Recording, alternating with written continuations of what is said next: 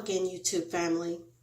So you see the subject line, and I want to tell you that I didn't do that for clickbait, and I didn't do that to get your attention. I did it because it's really what happened. I posted the subject line that way because I really did almost kill my baby. So almost 30 years ago, I left home at the age of 15. Well, actually a little over 30 years ago. I left home at the age of 15, and I entered college as a freshman at 15. At 16, I got pregnant.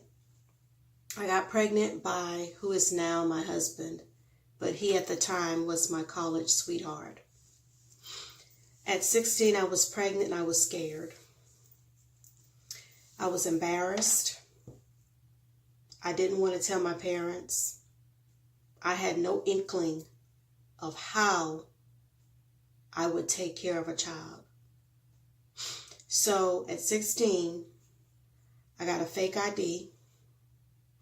It was a pretty good fake ID because I was able to go to a clinic in Montgomery, Alabama, and I was able to fill out paperwork and get set and ready to have an abortion. So here I am in this clinic, scared, but feeling like there were no other options at this point because I wasn't going to tell my parents. I was just it was too much for me to tell my parents. I was not, that's something I didn't want to have to do. I was embarrassed and I was scared.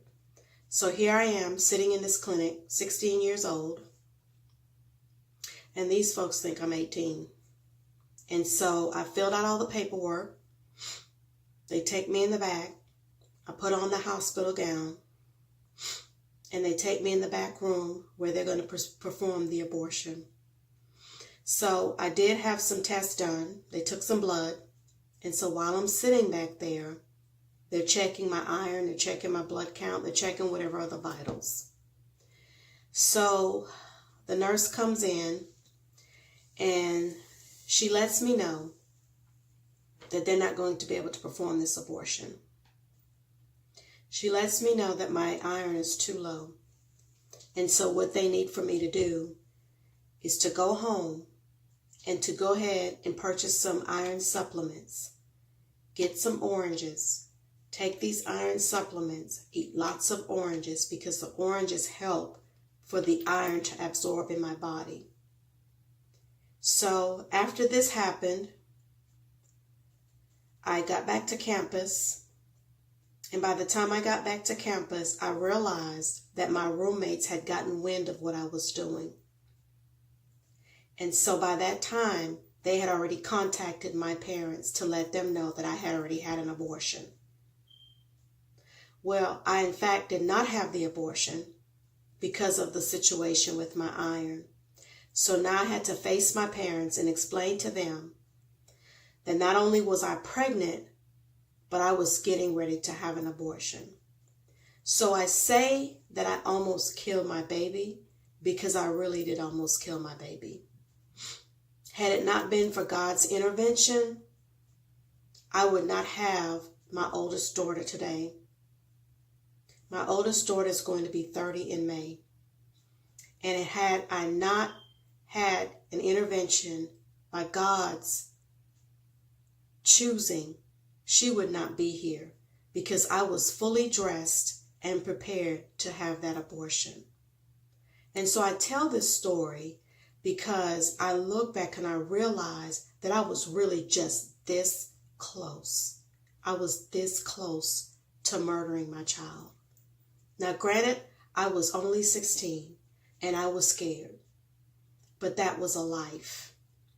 And I'm thankful today that God did intervene and did not allow me to go through with that, because I have had the unfortunate advantage to see firsthand what they do in an abortion. I've seen the videos, and let me tell you, you would not treat a dog that way. They treat the unborn child like an animal, worse than an animal, because we know today that animals have so many rights. And today I stand before you an advocate for anti-abortion laws. And I know a lot of people are not receptive to that, especially women, because we have so many advocates for abortion. We have so many advocates for women's rights. I get it. It's our body. But in our body is another life. And why isn't that life valued? Why isn't that life valued? Yes, I was in a similar situation, and I understand that there are situations where a person may be molested, a person may have been raped, and they don't want to keep that child. I get that. So why not carry a child to term and allow somebody else to care for that child? Because whether we want to admit it or not, it's murder. We're taking a life. And I don't see how anyone could look at it otherwise. The Bible says before he even formed us in our mother's womb, before God formed us in our mother's womb, he knew us. That's what his word says. So there is a life there. And I wanted to share that testimony because I do believe that God did not allow me to have that abortion for a reason. And I wanted to share that story because I know that there are people who have been in situations or who may be in a situation right now and you're wanting to make a decision. And I just want to tell you that it's going to be okay. I am fine. My daughter is fine. She's doing fine. She has a daughter. If I had aborted her, I would not have her. I would not have my granddaughter. And I just want to say that there are other options. You don't have to take that life. That is a life. And God is the only person that should have that right to take a life.